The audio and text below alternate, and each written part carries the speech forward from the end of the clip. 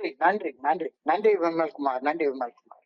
நண்பர்கள் அனைவருக்கும் என்னுடைய அன்பான பணிவான வணக்கங்களை தெரிவித்துக் கொள்றேன். என் பேர் ஜான். நான் ஒரு குடிநோயாளி.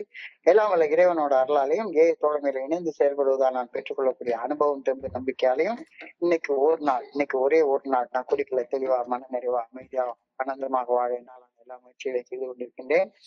நண்பர் விமல்குமார் குறிப்பிட்டது போல இந்த 24 hours a day, 24 மணித்துளிகள் ஒரு நாள் அப்படின்ற புத்தகத்துல அன்றாடம் நாம ஒரு பக்கத்தை எடுத்து அதை வாசிச்சு விளக்கம் பார்த்து கலந்தாய்ச்சி இந்த கூட்டத்தை நடத்திட்டு இருக்கிறோம். அதன் தொடர்ச்சியாக இன்னைக்கு நாம பார்க்க இருக்கிற பக்கம் பிப்ரவரி 6. ஏஏ தோழமையின் இன்றைய சிந்தனை. ஒரு இரவில் மதுக்கடையில் மின்னும் வண்ண வண்ண விளக்குகளின் பிரகாசமான வெளிச்சம் நம்மை பலமாக வரவேற்கும். அதனுள் மகிழ்ச்சி நிரம்பி வழிவதாக தோன்றும். ஆனால் அதற்குள் நாம் செல்ல நினைத்தால் குடித்து நினைவிழுந்து கீழே விழுந்து கிடப்போம் என்பதை மறக்கலாகாது. பணமும் போய்விடும். மிதமிஞ்சிய போதையின் அயற்சிதான் மிஞ்சும். மதுக்கடையை மறுநாள் காலை பார்க்க வேண்டும்.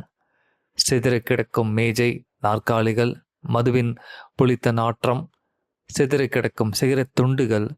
முன்பு பல நாட்கள் அதிகாலையில் கூட அவ்விடம் சென்று நடுக்கத்தை போக்க அவசரமாக மதுவை நேராக நமது தொண்டையில் ஊற்றியுள்ளோம். நேற்றைய இரவுகள் தந்த அனுபவங்களின் பட்டறிவால் நாளை காலை நான் எப்படி இருப்பேன் என்று பகுத்தறிய இப்பொழுது எனக்கு இயல்கின்றதா? இன்றைக்கான தியானம். இந்த உலக மக்கள் கூட்டத்தில் ஒரு சிலரை மட்டுமே தனது பிரசன்னத்திற்கு அருகில் வைத்து கொள்ளவும் தன் இருப்பிடத்தில் வசிக்க அனுமதிக்கவும் இறையருட்பேராற்றல் தேர்ந்தெடுக்கின்றது. நிலையான இதயத்தில் நிலைத்திருக்கும் ஏக்கம் அந்த ஒரு சிலர் இதயத்தில் இருந்து மட்டுமே அகலும். நான் இறையருட்பேராற்றலின் இருப்பிடத்தில் வசிக்கவும் அவர் அருகில் இருக்கவும் மட்டுமே விரும்புகின்றேன். நான் இறையருட்பேராற்றலின் பிரசன்னத்தை தேடுவதையும் அந்த ஆற்றலது அருகாமையில் வாழ விரும்புவதையும் இறையருட்பேராற்றலுக்கு அறிக்கை செய்வேன். எனக்கு தேவை படிப்பினையோ நற்செய்தியோ அல்ல. அவை இரண்டாம் பட்சம்தான். அன்பின் ஆற்றலை நான் உணர வேண்டும்.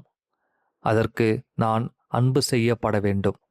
அன்பின் தெய்வீக ஆற்றலால் மட்டுமே மனித இதயத்தின் தாகம் தீரும். இன்றைக்கான பிரார்த்தனை. கேட்கும் காதுகள் வேண்டும். அதன் மூலம் இறைவன் பேசுவதை நான் கேட்க வேண்டுமென அன்புடன் வேண்டுகிறேன்.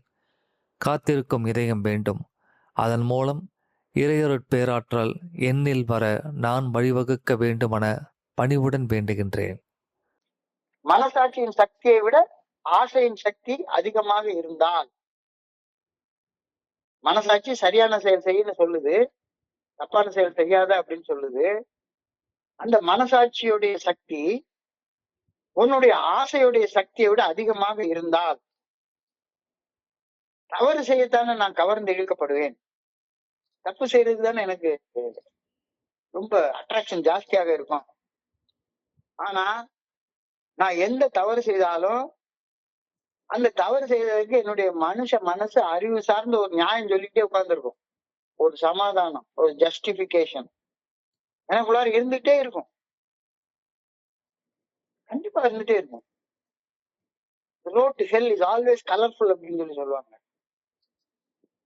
road to hell is always paved with good intentions. நரகத்துக்கு போகணும்னு நினைச்சுக்கிட்டா எல்லா பேரும் தப்பு செய்வாங்க? இல்ல, நான் நல்லது செய்யறேன்னு நினைச்சுக்கிட்டு அவனையும் அறியாம நரகத்துக்கு இட்டுட்டு போற பாதையில அவன் பாட்டுக்கு நடந்து போயிட்டே இருப்பான். அந்த கருத்தை எனக்கு சொல்றாங்க. எனக்கு தெரியாது நான் தப்பு செய்ய போறப்ப நான் நரகத்தை நோக்கி பயணிச்சுக்கிட்டு இருக்கேன் அப்படின்னு எனக்கு தெரியாது. என்ன அறியாம அந்த பளபளப்பால கவர்ந்திழுக்கப்பட்டு தப்பு செய்ய வேண்டும் அப்படின்ற அந்த கவர்ச்சியால கவர்ந்திழுக்கப்பட்டு என்ன அறியாம நரகத்துடைய பாதையில நான் பாட்டுக்கு பயணித்து கொண்டே இருப்பேன். மனதில் தோன்றும் சால்ஜாப்புகள், சமாதானங்கள், அதால ஏமாந்து போய் தவறான செயல்கள் செய்வதற்கு நான் ஈர்க்கப்பட்டு விடக்கூடவே கூடாது அப்படின்ற கருத்தை இன்னைக்கு தெளிவாக சொல்லியிருக்கிறாரு. அதனால நல்ல யோசிச்சு பாரு, உன்னுடைய மனசுல உருவாக்கி வச்சிருக்கக்கூடிய நோக்கங்கள் முக்கியமானது இல்ல, நீ செய்யக்கூடிய செயல்கள் தான் முக்கியமானது. The smallest good deed is better than the greatest good intention. The smallest good deed is better than the greatest good intention. So நீண்ட கால கண்ணோட்டத்துல நல்ல விளைவை உருவாக்க வல்ல ஒரு செயல், அது ஒரு சின்ன நல்ல செயலாக இருந்தாலும் கூட அது அந்த தனி மனிதனுடைய வளர்ச்சிக்கு, அவனை சொர்க்கத்துக்கு இட்டுட்டு போற பாதையில கொண்டு போகும். அதே நேரத்துல ரொம்ப பெரிய, நானே மனசுக்குள்ளார இந்த செயல் செய்யறதுனால எனக்கு இவ்வளவு நன்மை உருவாகுதுன்னு நானா ஒரு கற்பனையில பண்ணிட்டு பல பல பல பலன்னு கவர்ந்து இருக்கக்கூடிய கவர்ச்சியான வண்ண வண்ண விளக்குகள் போட்டிருக்கக்கூடிய ஒரு பாருக்குள்ளாரையோ ஒரு கூத்தாட்ட டான்ஸுக்குள்ளாரையோ நான் உள்ள போனேன்னா, குறுகிய காலத்துக்கு அந்த 1 மணி நேரம் 2 மணி நேரத்துக்கு எனக்கு ஜாலியா இருக்கும். ஆனா நீண்ட காலத்துல என்னைய கொண்டு போய் நரகத்துல கொண்டு போய் தள்ளி விட்டுரும். பெர்மனண்டா உட்கார்ந்து வருத்தப்பட்டுட்டே இருப்பேன். வெறுமனே 2 மணி நேரம் பல பல பழக்கிற அந்த விளக்குகள், வண்ண வண்ண விளக்கு, மின்னக்கூடிய வண்ண வண்ண விளக்குகளால கவர்ந்து இழுக்கப்பட்டு உள்ள போயிட்டு ரொம்ப நாள் கஷ்டப்பட்டுட்டு நான் இருக்க போறேன். சோ ஒரு செயல் அடிமையாக, ஒரு அடிக்டாக நான் செய்யக்கூடிய ஒரு செயலால் நான் குறுகிய காலத்துல பெறக்கூடிய நன்மைகள் எவ்வளவு பெரியதாக இருந்தாலும் சரி, அச்செயல் செய்ய எவ்வளவு நான் கவர்ந்திழுக்கப்பட்டாலும் சரி, கடைசியில எனக்கு கிடைக்க போறது நரகம் தான், வலிதான், வேதனை தான், துன்பம் தான், துயரம் தான், பிரச்சனை, சிக்கல். ஏன் ஒரு நேரம் நல்ல அழகா கலர் கலரா போட்டு வச்சிருக்கிற ஒரு இதை பார்த்து, ஒரு விளம்பரத்தை பார்த்து ஏமாந்து போய் உள்ள நுழைஞ்சு நிரந்தரமா ரொம்ப நாள், நீண்ட நாள் நான் கஷ்டப்படுற ஒரு கஷ்டத்தை அனுபவிக்க ஆரம்பிச்சிட்டு இருக்கேன். டெம்ப்டேஷன்ஸ், அந்த மனச்சலனம். கொஞ்ச நேரம் ஒரு தப்பான செயல் செய்யறதுக்கு நான் சலனம் பட்டுட்டா, நீண்ட கால நரகத்தை நான் அனுபவிக்கிறதுக்கு இருக்கேன் அப்படின்றத தெரிஞ்சுக்கோ. எப்பவுமே லாங் டேர்ம்ல யோசிச்சு பாரு, இந்த செயலை இன்னைக்கு செய்யறது இன்னில இருந்து 10 வருஷம் கழிச்சு எனக்கு என்ன விளைவை உண்டாக்கும் அப்படின்னு யோசிச்சு செய். எனக்கு எங்க ஊர்ல ரொம்ப டெம்ப்ட் பண்ற ஒரு விஷயம் என்னன்னா, நெல்லையப்பர் கோயிலுக்கு போயிட்டுன்னா போதும், எல்லா இடத்துலயும் பல பல பல பலன்னு லைட் எரிஞ்சிட்டு இருக்கும். ஆனா இங்க ஒரு கடை மட்டும் லைட் எரியாம அது வந்து வேற வகையாக என்ன டெம்ப்ட் பண்ணும். இருட்டு கடை அல்வாமாங்க, நெல்லையப்பர் கோயிலுக்கு நேர் எடுத்த மாதிரி இருக்குது. அங்க போயிட்டேன்னா எனக்கு என்ன அறியாம ஒரு டெம்டேஷன் வந்துடும். இன்னைக்கு ஒரே ஒரு நாள், 1 மாசம் தான் நான் ஒழுங்கா இருந்துட்டேன்னா, இன்னைக்கு ஒரு நாள், இன்னைக்கு ஒரே ஒரு நாள், ஒரே ஒரு 100 கிராம் அல்வா மட்டும் வாங்கி சாப்பிடுவோமே அப்படின்ற டெம்டேஷன் வந்து என்னைய பாடாப்படுத்தும், பாடாப்படுத்தும், கவர்ந்து இழுக்கும் அந்த இடம் வந்து. இந்த டெம்ட் ஆகுற நேரத்துல, மனம் சலனப்படுற நேரத்துல, இந்த வில் பவர், மனபலம், மனோதிடம் அப்படின்னு ஒண்ணு வேலை செய்யவே செய்யாது. வில் பவர், மனபலம், மனோதிடம் அப்படின்னா என்ன அப்படின்னு சொல்லி சிந்திச்சு பாரு அப்படின்னு சொல்லி என்னுடைய குருஜி சொல்லுவாரு. At its essence, willpower is the ability to resist short-term temptations in order to meet long-term goals. அவ்வளவுதான், சிம்பிள்.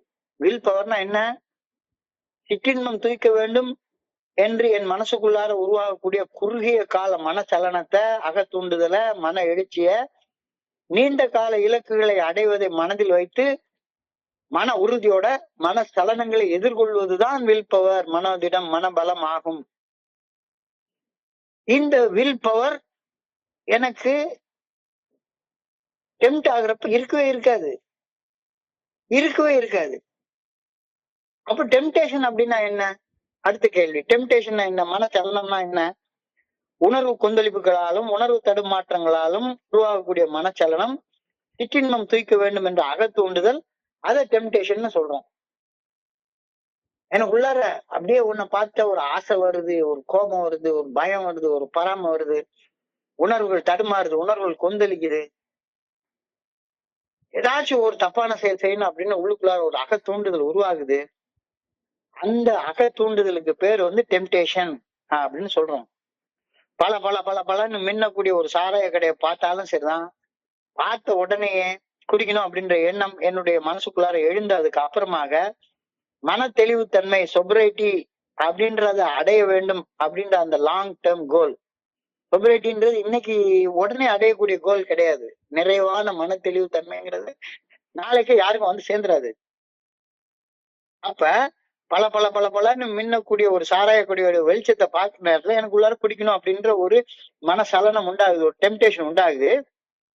இந்த டெம்டேஷன் என்ன பண்ணுது? லாங் டேர்ம் கோல் சொபரைட்டி அப்படின்ற லாங் டேர்ம் கோல், நிறைவான மன தெளிவு தன்மையை அடையணும் அப்படின்ற லாங் டேர்ம் கோலை ஆடி காலத்துல பறக்கிற இரவு மஞ்சு போல தூக்கி தூர போட்டுருது. மனசலனம், டெம்டேஷன், சோதனை, குடிக்க வேண்டும் என்ற ஆசையை எதிர்த்து நிற்கக்கூடிய மனதிடம், மனோபலம், வில் பவர் ஒரு குடிநோயாளிகிட்ட சுத்தமா இருக்காது. ஆடி காலத்துல அம்மிய பறகுது, இலவ மஞ்சு என்ன ஆகுறது? சோ இந்த ஒண்ணு வந்து ஏஏ ஃபெலோஷிப் வந்ததுக்கு அப்புறம் தான் எனக்கு தெரிஞ்சது. எனக்கு மனசலனங்களை, டெம்டேஷனை எதிர்த்து நிற்கக்கூடிய மனதிடம், மனோபலம், வில் பவர் கிடையவே கிடையாது. என்னுடைய குருஜி வந்து டெம்டேஷனை பத்தி ஒரு அழகான கவிதையை சொல்லுவாரு. மனசலனப்படுறத பத்தி ஒரு அழகான கவிதை சொல்லுவாரு. மனசாட்சி வேண்டாம் வேண்டாம் வேண்டாம் என்று கெஞ்சியது, மனசாட்சியின் குரலை கேட்க மறுத்தது, என்ன செய்வதென்று அறியாமல் ஆதரவற்ற பரிதாபமான நிலையில் நான் இருந்தேன். My subconscious said no, my conscious did not listen, I did not know what to do, I laid there helpless. மனசாட்சி வேண்டாம் வேண்டாம் என்று கெஞ்சியது, மனசாட்சியின் குரலை கேட்க மறுத்தது, என்ன செய்வதென்று தெரியவே இல்லை, ஆதரவற்ற பரிதாபமான நிலையில் நான் இருந்தேன். என்னென்னவோ செய்து பார்த்தேன், என் மனவெறி அதிதீவிர சக்தி வாய்ந்ததாக இருந்தது, தந்திரமான வகைகளில் என்னை தவறு செய்ய தூண்டியது, எல்லா நேரங்களிலும் தோற்று போய் நின்றேன். I have tried to kick and scream, but temptations were powerful to devise cunning excuses. I was always outdone. உடல் சுகங்களின் நினைவுகள் எப்பொழுதும் மனசுக்குள்ளார எழுந்த வண்ணமே இருக்குது. உடல் சுகங்களின் நினைவுகள் எழும்போதெல்லாம் மதுவின் நினைவு மாறாது அங்கே இருந்தது. Thoughts of pleasure were ever there. Whenever I thought of pleasure, alcohol was sure to be there. எவ்வளவு அழகா எழுதியிருக்காங்க. எப்ப பார்த்தாலும் சதா சர்வ காலமா இந்த உடம்பு சுகத்துக்காக என்ன செய்யலாம், என்ன செய்யலாம், என்ன செய்யலாம், சினிமா போலாமா, அது போலாமா, இது போலாமா, ஏதாச்சும் ஒரு படம் பார்க்கலாமா, அது பண்ணலாமா, இது பண்ணலாமான்னு சதா சர்வ காலமும் ஏதாச்சும் மனசு சலனப்பட்டவன சிந்திச்சுக்கிட்டே இருக்குது.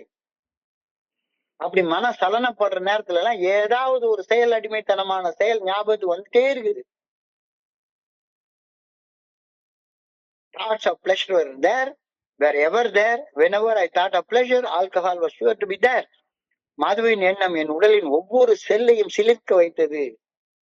பல பல பல பலன் லைட்டை பார்த்த உடனே உடம்புல உள்ள ஒவ்வொரு செல்லு சிலிர்க்குது. சிலிர்க்க வைத்து பின் சிதைத்து சின்னாபின்னமாக்கியது. முதல்ல சிலிர்க்க வைக்குது, குடிச்சதுக்கு அப்புறமா சிதைச்சு சின்னாபின்னமாக்கியது.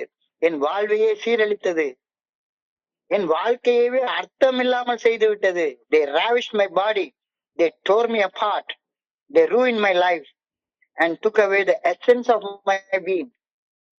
எதுக்கு வாழ்றோன்னே தெரியாம ஏதாச்சும் ஒரு செயலை அடிக்டாக செஞ்சு கொண்டே இருந்து நேற்றுக்கு பார்த்த மாதிரி ஏதாச்சும் ஒண்ணு substance abuse or habitual abuse, ஏதாச்சும் ஒண்ணு தப்பு தப்பா செஞ்சுக்கிட்டு என்னுடைய வாழ்க்கையை சிதைச்சு சின்னாபின்னமா படுத்தி வாழ்ந்துட்டே இருக்கேன். மன வெறி, மன எழுச்சி, அதீத குடி வெறி, இந்த அரக்கன், இந்த அழகை, இந்த பிசாசு, இந்த பேய், இது என்னை திகைக்க வைக்கின்றது. The monster, the Satan, the temptation, it really baffles me, it really baffles me. இப்ப சொல்லுங்க, இதுல ஏன் தவறு என்ன இருக்கு? நான் மாட்டேன்னு தானே சொல்றேன். ஒவ்வொரு தடவையும் மாட்டேன்றேன், 10 தடவை மாட்டேன்றேன், 11வது தடவை அது கிளந்தி வலையில சிக்கின சின்ன பூச்சி மாதிரி ஆகி போயிடுறேன். இங்கிட்ட அங்கன்னு போகவே முடியல. It isn't my fault though, is it? I swear I said no. நான் மாட்டேன்னு தானே சொன்னேன். நான் போய் என்ன சிக்கிக்கிட்டேன்னா என்ன பண்றது? இந்த டெம்டேஷன் என்ன அந்த மாதிரி பண்ணுதே. மனச்சோதனை, மனச்சலனம், மன எழுச்சி ஆகியன மனதிற்கும் மனசாட்சிக்கும் இடையில் நடக்கும் மாபெரும் யுத்தம். என் இறைவா, சோதனைகளில் இருந்து என்னை காத்தருளும். Temptation is a war between the conscious and the unconscious. Oh Lord, my God, lead me not into temptations. சோதனைகள் என்னை விழவிடாது.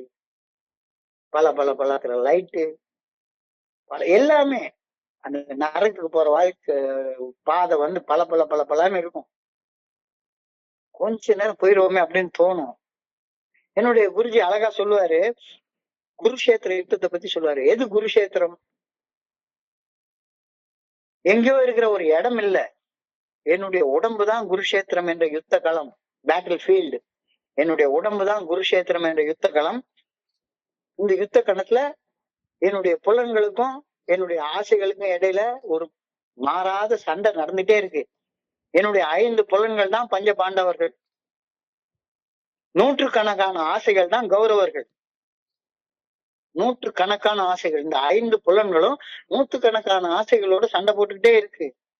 என்னுடைய 6வது புலனாகிய மனம், கர்ணன் என்று சொல்லப்படக்கூடிய அந்த மனம் எல்லாத்தையும் ப்ரொடெக்ட் பண்றதுக்கு பதிலாக ஆசைகளோட போய் சேர்ந்துக்குச்சு. ஆசைகளோட சேர்ந்துட்டு என்னுடைய மனசே 5 புலன்களுக்கு எதிராக என் கூட சண்டை போடுது. என்னுடைய மனசை, என்னுடைய ஆசைகளை, என்னுடைய தன்னலத்தை, என்னுடைய தன்முனைப்பை அழிச்சதுக்கு அப்புறம் தான் ஆசை பக்கத்திலே போக முடியும் என்னால. அப்ப மனசை அழிக்கிறது கர்ணன் என்ற அந்த கேரக்டர். அத வந்து மனித மனம் 6வது புலனாக கீதையில பெர்சானிஃபை பண்ணி சொல்லியிருக்காங்க. அந்த மனசை அழிச்சதுக்கு அப்புறம் தான் ஆசைகளை சாதிக்கிறத பத்தியே நான் யோசிக்க முடியும். மனசுதானே இது எல்லாத்துக்கும் நடுவுல நின்று பிரச்சனையா நின்றுட்டு இருக்கு. மனசுதானே என்னுடைய புலன்களுக்கு எதிராக என்னையவே தூண்டி விட்டுட்டு இருக்கு. ஆனால் என்னுடைய ஆசைகளை அழிக்க வேண்டும்னா ஆசைகள் நிறைந்த சலனப்படக்கூடிய மனசை முதல்ல அழிக்கணும். மனசை அழிக்கணும் அப்படின்ற எண்ணம் எழும்போது என்னுடைய கை நடுங்குது. ஐய, உடல் பதவதைக்குது. என் மனச்சலனங்களை எதிர்த்து சண்டை போடக்கூடிய மனபலம், மனோதிடம், வில் பவர் எனக்கு இல்லவே இல்லை.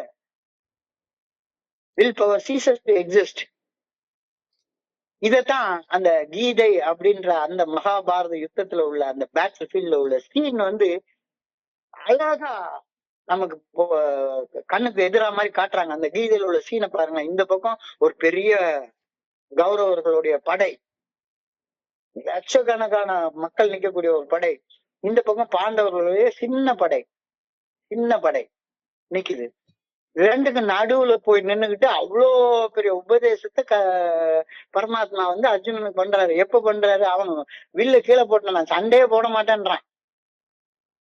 இந்த என்னுடைய ஆசையை கொன்னுதான் இந்த சாம்ராஜ்யத்தை அடையணும் அப்படின்னா நான் சண்டையே போடல.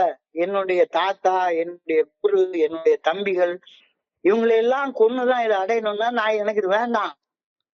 என் கை நடுங்குது, நாக்கு வறண்டு போகுது, என்னால சண்டை போட முடியாது அப்படின்னு அவனுடைய அந்த பவர்ஃபுல் காண்டிபத்தை தூக்கி கீழே போட்டுட்டு விட்டுரு என்னைய, நான் போயிடுறேன், சண்டையெல்லாம் வேண்டாம் அப்படின்னு சொல்லி சொல்றான். அதாவது அது என்னன்னா, என்னுடைய குருஜி அழகா சொல்லுவாரு, உனக்கு முன்னால குடிக்கணும்ன்ற ஆசை இருக்கு. ஒரு பாட்டில வச்ச உடனே என்னுடைய மனசாட்சி சொல்லுது, இந்த பாட்டில உடைச்சிட்டு இந்த பக்கமா ஆன்மீக விழிப்புணர்வு, இறைவனை உணர்தல், அதை நோக்கி பயணிக்க போ அப்படின்னா சரிதான். இந்த பாட்டில உடைச்சாதான் எனக்கு ஆன்மீக விழிப்புணர்வு வேணும்னா அந்த மாதிரியான ஆன்மீக விழிப்புணர்வு எனக்கு வேண்டாம்யா. எனக்கு எதுக்கு அந்த ஆன்மீக விழிப்புணர்வு? எனக்கு இந்த பாட்டில் போதும் அப்படின்னு அந்த பாட்டில கட்டி பிடிக்கதான் என்னுடைய டெம்டேஷன் சொல்லுது, சலனம் சொல்லுது. அந்த நேரத்துல அதுதான் அவன் சொல்றான், எனக்கு கை நடுங்குது, நாக்கு வறண்டு போகுது, எனக்கு என்ன செய்யறதுன்னு தெரியல. அர்ஜுனன் சொன்ன உடனே அர்ஜுனா அப்படின்னு கடவுளுடைய குரல் கம்பீரமாக ஒலிக்குது. என்ன சொல்றாரு? அர்ஜுனா, பாவம்னு ஒண்ணு இருந்தா அது ஆசைக்கும் தன்னலத்துக்கும் தன்முனைப்புக்கும் அடிப்பணியும் கோழைத்தனம் தான்.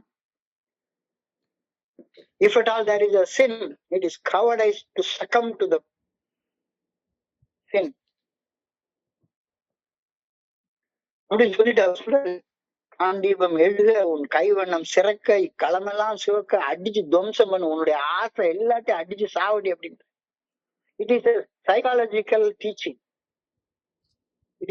இந்த மனசை நெறிப்படுத்தக்கூடிய ஒரு டீச்சிங்.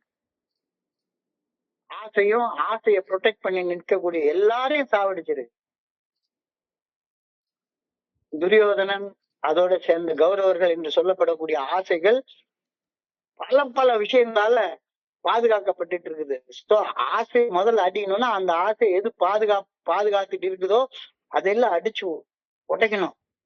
காண்டிபம் எழுக, உன் கைவண்ணம் சிறக்க, இக்களமெல்லாம் சிவக்க. இந்த வார்த்தை நான் போர் பண்றேன் உனக்காக. யாரு? மனசை கடந்து உள்ள இருக்கக்கூடிய பார்த்த சாரதி சொல்றாரு, நான் உனக்கு போர் பண்றேன், ஆனா நான் சொன்னபடி செய். முதல்ல பாட்டில உட, பழக்கக்கூடிய அந்த பாதையில நடக்க வேண்டாம், மனசலனப்பட்டு நிக்காத. சோ மனதிடத்தால் மட்டுமே குடிக்க வேண்டும் என்ற மன வெறியை அழிக்க முடியவே முடியாது. உன்னுடைய மனோதிடம் கீழே போட்டுட்டு அப்படியே ஐயோ கோலத்தனமா நிக்கத்தான் சொல்லும். நான் குடிச்சுக்கிறேன், இன்னைக்கு ஒரு நாள் குடிச்சுக்கிறேன், எனக்கு ஆன்மீக விழிப்புணர்வு வேண்டாம், ஆட்டுக்குட்டியும் வேண்டாம், ஒண்ணுமே வேண்டாம், நான் சாதாரண மனுஷனாக அப்படியே இருந்துட்டு போயிடுறேன், ஆளை விட்டுறப்பா அப்படின்னு தான் சொல்லும். மனோதிடத்தால இதை செய்ய முடியாது, வில் பவரால இதை செய்ய முடியாது. அனுபவம் கத்துக்கக்கூடிய ஆழமான பாடம் இது. வெறும் வில் பவரால, மனசுடைய சக்தியால. ஏன்னா பிரச்சனைய மனசெல்லாம் அழிக்க வேண்டியது இருக்கு, கர்ணால முதல்ல கொல்ல வேண்டியிருக்கு. அது என்னால முடியாதுல்ல, சோ மனசாட்சியா மனோதிடத்தால் மட்டுமே குடிக்க வேண்டும் என்ற மன வெறிய, தப்பு செய்ய வேண்டும் என்ற அந்த சபலத்தை அழிக்க முடியாது. அனுபவம் கற்பிக்கக்கூடிய ஆழமான பாடம் இது. ஆனாலும் இறைவனுடைய நல்ல ஒழுங்கான வழிகாட்டுதலால அந்த பார்த்த சாரதியை பின்பற்றி நம்ம நடக்கிற நேரத்துல, ஆண்டவனுடைய நல்ல ஒழுங்கான வழிகாட்டுதல பணிஞ்சு செயல்படுற நேரத்துல என்னால அது முடியும். இறைவனுக்கு பணிந்து செயல்பட வேண்டும் என்ற ஆழமான விருப்பம் இல்லாம உன்னால தோழமை பரிந்துரைக்கக்கூடிய 12 படிகள் அடங்கிய மீட்படையும் செயல் திட்டத்தை செயல்படுத்தவே முடியாது. உன்னுடைய டெம்டேஷனை ஓவர் கம் பண்ணவே முடியாது, கண்டிப்பா முடியாது. எங்கேயாவது ஒரு இடத்துல போய் சிக்கிப்ப. அதுக்குதான் உனக்கு கடவுளுடைய நல்ல ஒழுங்கான வழிகாட்டுதல் தேவை. சோ எனவே குடிக்க வேண்டும் என்ற மனச்சலனம், எவகிட்டயாவது போகணும் அப்படின்ற மனச்சலனம், தவறு செய்ய வேண்டும் என்ற மனச்சலனம், லஞ்சம் வாங்கணும், திருடணும், பொய் சொல்லணும் அப்படின்ற மனசலனம், மன எழுச்சி, மன வெறி, உணர்வு தடுமாற்றம், உணர்வு கொந்தளிப்பு, இதை எல்லாத்தையும் எப்படி நம்ம சாவடிக்கிறது, எப்படி நம்ம ஓவர் கம் பண்றது? இறைவனுடைய நல்ல ஒழுங்கான வழிகாட்டுதலுக்கு இன்னைக்கு 24 மணி நேரம் பணிஞ்சு செயல்பட்டா மட்டும்தான் நடக்கும். அது வேற எந்த வகையிலும் உன்னுடைய டெம்டேஷன் நீ ஓவர் கம் பண்ணவே முடியாது. பலன்னு லைட் போட்டு வச்சிருக்கான், உலகம் முழுக்க வெறுமன விளம்பரத்தால மட்டும்தான் நடந்துகிட்டே இருக்குது. I'll be get caught. நான் இந்த பளபளப்புல நான் பார்த்துட்டே இருந்தேன்னா சரிதான், இந்த உலகம் போற போக்குல நான் பார்த்துட்டே இருந்தேன்னா என்னால எப்படி இதுல இருந்து வெளியே வர முடியும்? வெளியே வரவே முடியாது.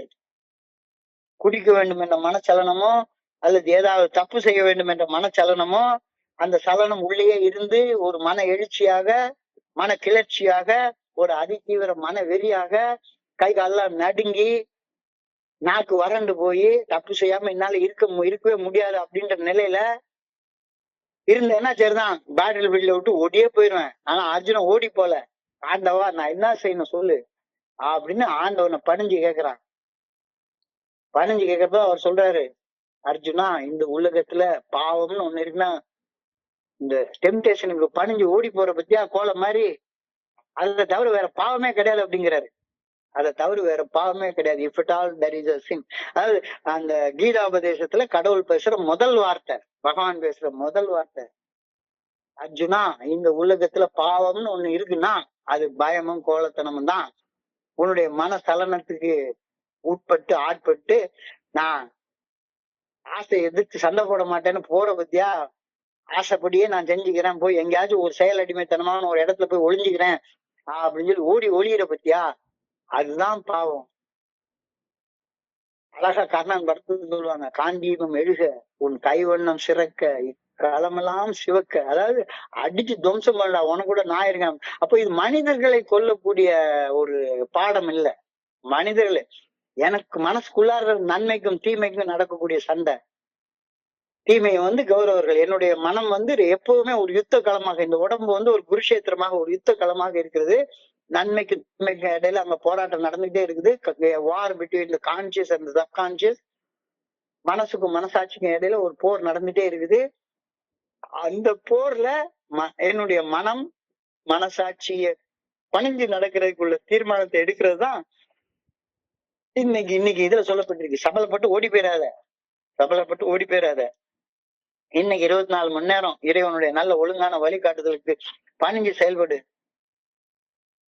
அதான் இன்னைக்கு கடைசியில சொல்றாரு, can I look straight through the night before and see the morning after? Can I look straight through the night before and see the morning after? எவ்வளவு பெரிய வார்த்தை பாருங்க.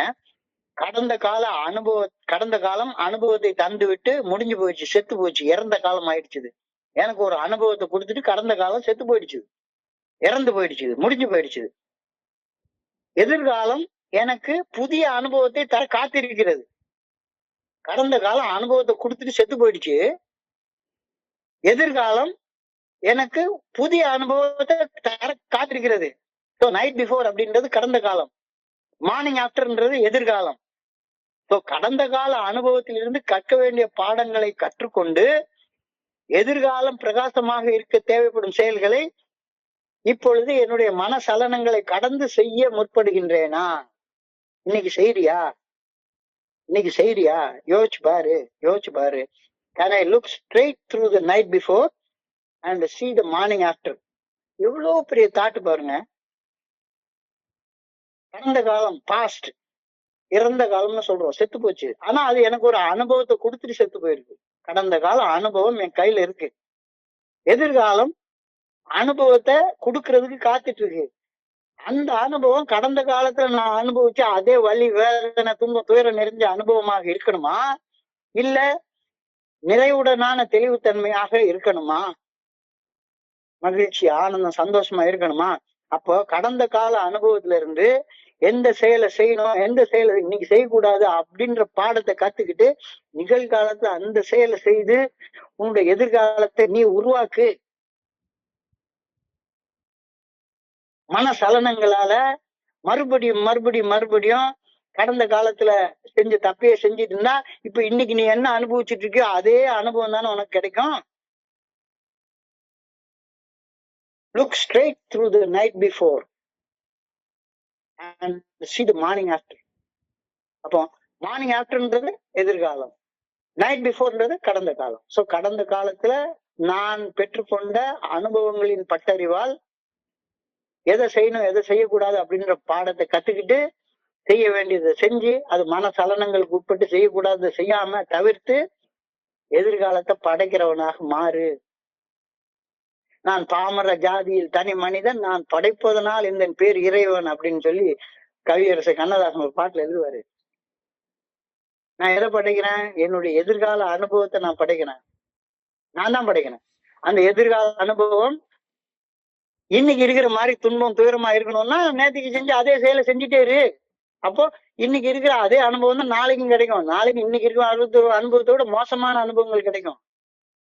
ஸோ நேத்தைக்கு செஞ்ச தப்புல இருந்து கற்றுக்கொள்ள வேண்டிய பாடத்தை கத்துக்கிட்டு எதை செய்யணும் எதை செய்யக்கூடாது அப்படின்ற அனுபவ பட்டறிவால இன்னைக்கு சரியான செயல்களை என்ன வகையான சபலங்கள் உருவானாலும் சரிதான், எவ்வளவு பழக்கிற லைட் உருவானாலும் சரிதான், எவ்வளவு டான்ஸ் அடிக்கிறது இருந்தாலும் சரிதான், தப்பான செயலை செய்யாம எதிர்காலத்தை உருவாக்கு.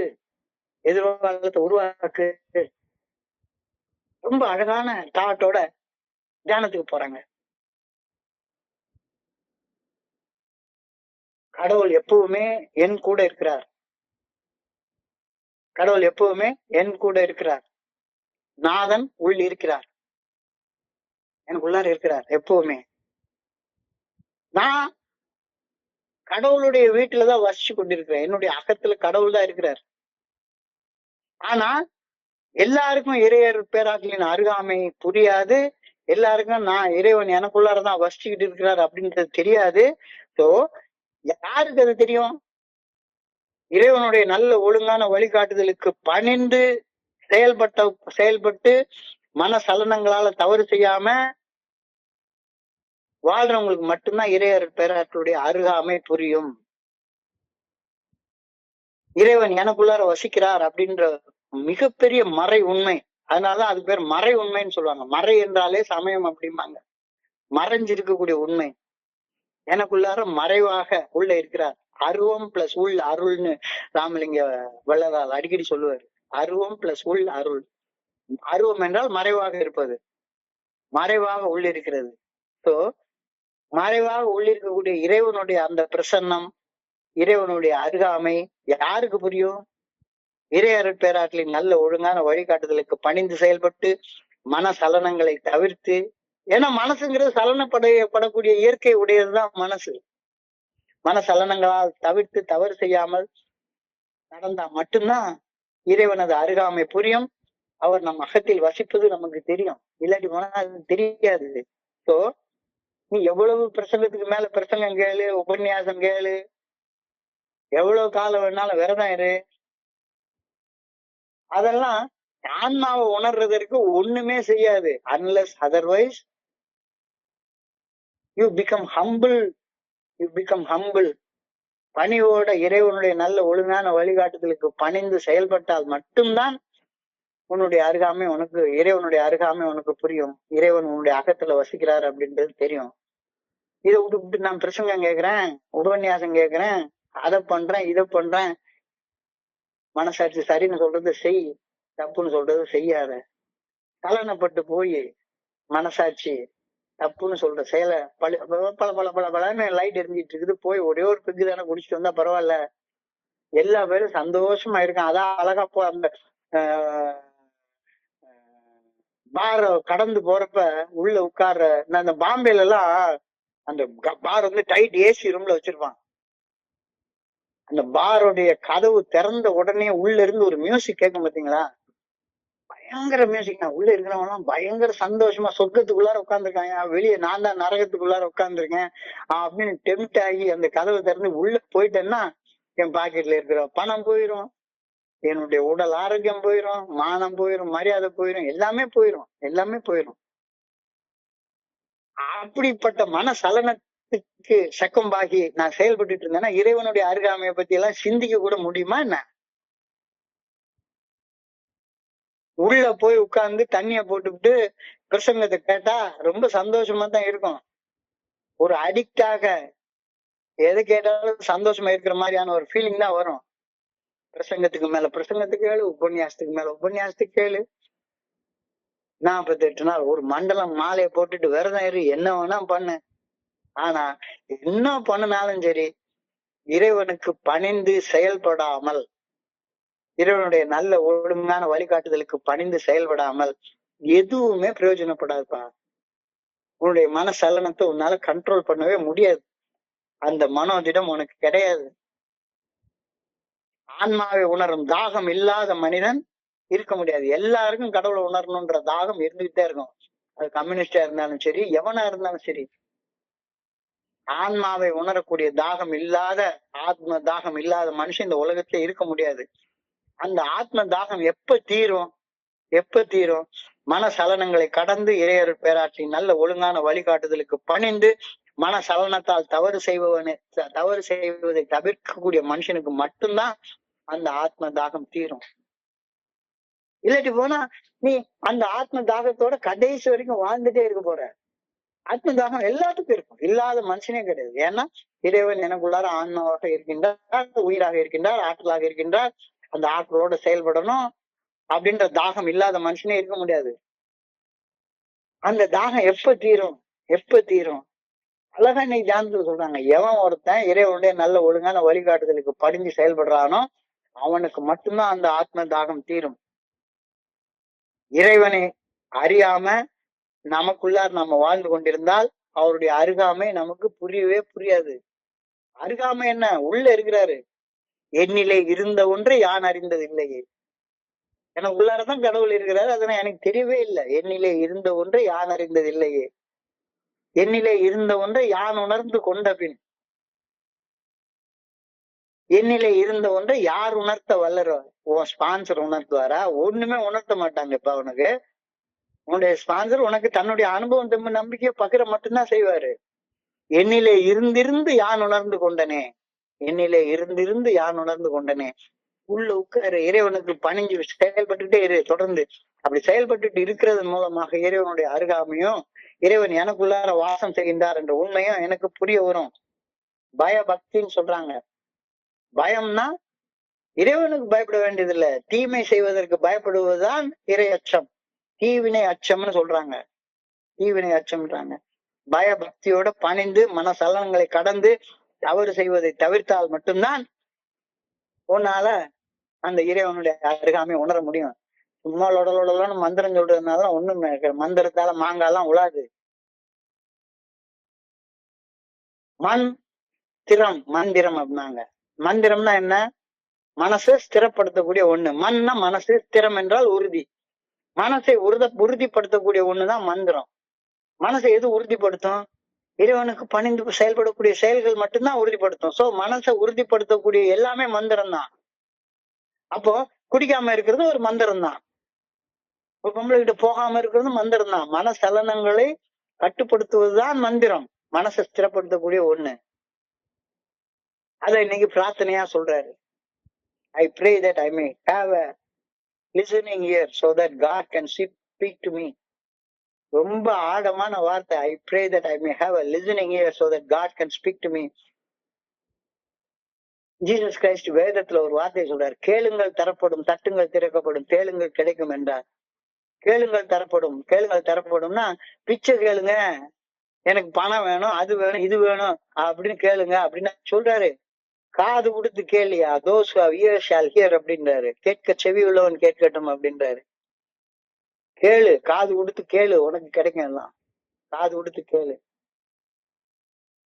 பேசணும்னு மனசுக்குள்ளார சபலப்பட்டுட்டே இருக்கிறவனால கேட்க முடியவே முடியாது. கேட்க முடியவே முடியாது. கேளுங்கள் தரப்படும். Listen to the voice of your conscience and everything will be granted to you.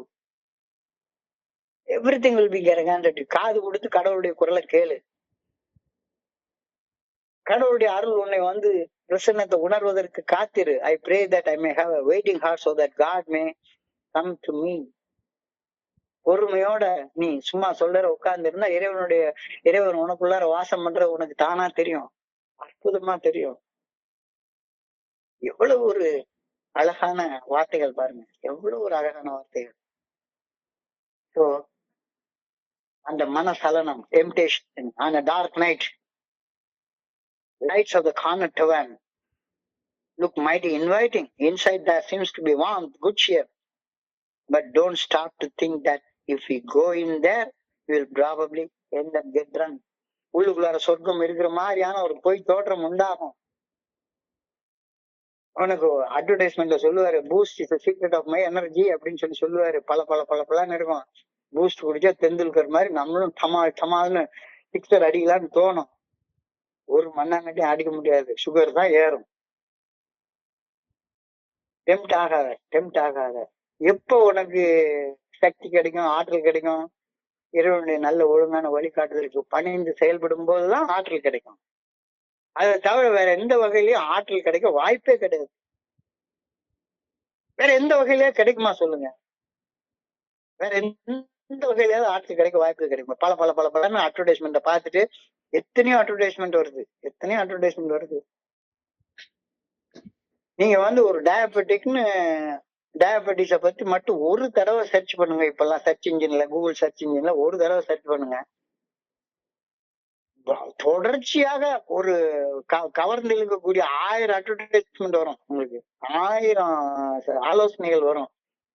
என்ன ஆலோசனைய பின்பற்றினாலும், நான் போய் திருநெல்வேலி 8 கடை அல்வால 100 கிராம் அல்வாவை சாப்பிட்டேன்னா பலார்னு ஒரு 200 mg/dl ஏறிடும் சுகர். ஒரே ஒரு 100 கிராம் தான் 250 சுகர் ஏறிடும். அப்ப என்ன போதனை கேட்டாலும் சரிதான், என்ன பிரசங்கம் கேட்டாலும் சரிதான், இறைவனுடைய நல்ல ஒழுங்கான வழிகாட்டுதலுக்கு பணிந்து செயல்படாம இறை பிரசன்னத்தை என்னால உணரவே முடியாது. அப்ப என்ன பண்ணலாம்? Look straight through the night before and see the morning after. கடந்த கால அனுபவத்துல உனக்கு அனுபவம் இருக்குல்ல, என்ன மாதிரி அவமானம், அசிங்கம், துன்பம், துயரம், வலி, வேதனை அனுபவிச்சிருக்கல. அந்த அனுபவங்கள்ல இருந்து எது தப்பு எது ரைட்டு அப்படின்னு சொல்லி உனக்கு தெரிஞ்சுக்க தெரியாதா? அப்ப மனசாட்சியின் குரலை உனக்கு சரியா கேட்கும். அந்த குரலுக்கு பணிஞ்சு, இறைவனுடைய நல்ல ஒழுங்கான வழிகாட்டுதலுக்கு பணிஞ்சு இன்னைக்கு செயல்படு. மார்னிங் ஆஃப்டர், அதாவது நாளைக்கு எதிர்காலம், எதிர்காலம் உனக்கு பிரகாசமாக பிரைட்டாக இருக்கும். இதை தவிர வேற வழி இருந்தா சொல்லுவோம். வழி இருந்தா சொல்லு. வேற எப்படி நீ வாழ முடியும்? வேற எப்படி வாழ முடியும்? டெம்டேஷன்ஸ், டெம்டேஷன்ஸ், மனச்சலனங்கள், thoughts of pleasure. Thoughts of பிளஷர்ல உடல் சுகத்துக்காக சுகத்தோட வச்சுக்கிறதுக்கு மட்டும்தான் வாழ்றேன்னா உடல் வலு இல்லாம போயிடும். ஒண்ணுத்தையும் தாங்கக்கூடிய இம்யூனிட்டி இல்லாமலே போயிடும். டெம்டேஷனுக்கு சக்கம்பாய் போனேன்னா ஒண்ணுத்துக்கும் வேலைக்கு ஆகாது அப்படின்ற கருத்து இன்னைக்கு எல்லா இடத்துலயும் சொல்லப்பட்டிருக்கிறது. ஸோ மிக அழகான, மிக ஆழமான சிந்தனை. இன்றைய சிந்தனையை படிக்கிறப்ப என் மனதை கடந்து இந்த சிந்தனைகளை உங்களோட பகிர்ந்து கொள்ள இந்த நல்ல வாய்ப்பு உருவாக்கி கொடுத்த குழுவிற்கு என்னுடைய பணிவான நன்றிகளை தெரிவித்துக் கொள்றேன். இது வரைக்கும் பொறுமையாக கேட்ட ஒவ்வொரு நண்பருக்கும் என்னுடைய பணிவான நன்றிகள். இந்த இரவு பொழுது நண்பர்களுக்கு இனிமையான இரவாக அமைய இறைவனை நான் பணியோடு வேண்டிக் கொள்கின்றேன். நன்றி, நன்றி, நன்றி, நன்றி, நன்றி, நன்றி, நன்றி. வாழ்க வையகம், வாழ்க வளமுடன். Thank you so much, thank you so much. Over to you, Franklin. Thank you.